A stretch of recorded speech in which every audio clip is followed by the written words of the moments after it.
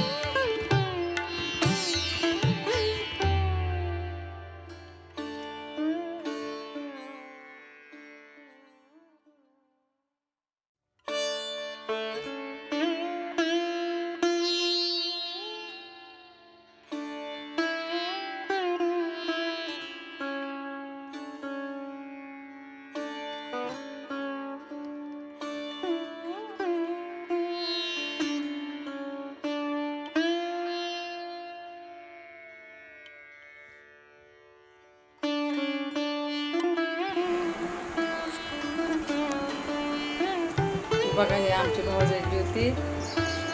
सुनीता ये की बाई इकडं. लेकरांनी बघा दोघी नणंद भाऊजाईने कसं छान केलंय फराळीचं. आणि मयूरला बी दिलंय बघा हे मस्त खायला.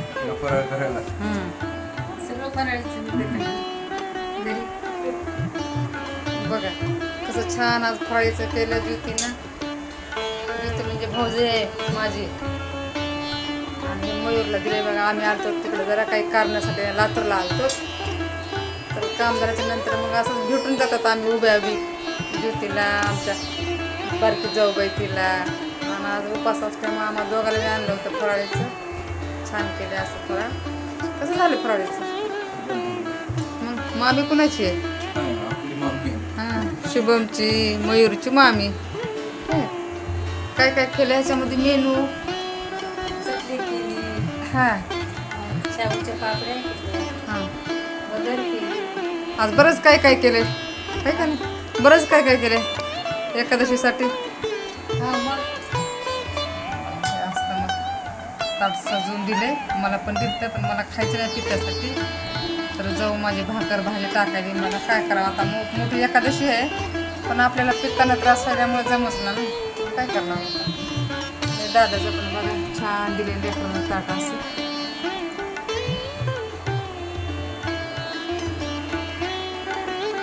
साधा हां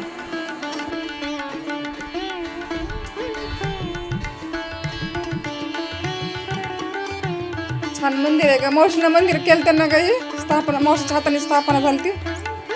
हां हो ना बरं ना. हो आठवण मावशीची. मावशीच्या हातचे बघा त्यांनी मस्तपैकी असं वाड्यामध्ये विठ्ठल रुक्माईचं मंदिराची स्थापना केलेली आहे. छान अशी पूजा झाली बघा.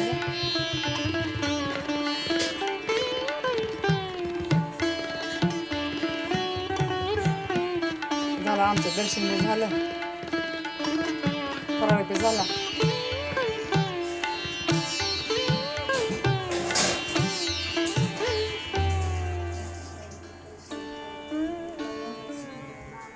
केला पाहिजे सुनीताने गडबडीत नको बी म्हणलं राहू दे म्हणलं तर ग सुनीता. हां जेवण गेला जेवतो जायचं का फक्त खाल्ला असता थोडा तर व्यवस्थित नाही हो. छान दिसते. रे राम रे.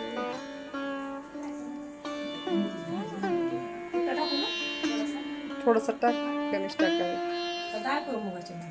कर मग तेच. हां मगाच्या डाळच मस्त झाला असा छोटासा व्हिडिओ. जाऊ बाई माझी बारकी सगळ्यात जीवा भावाची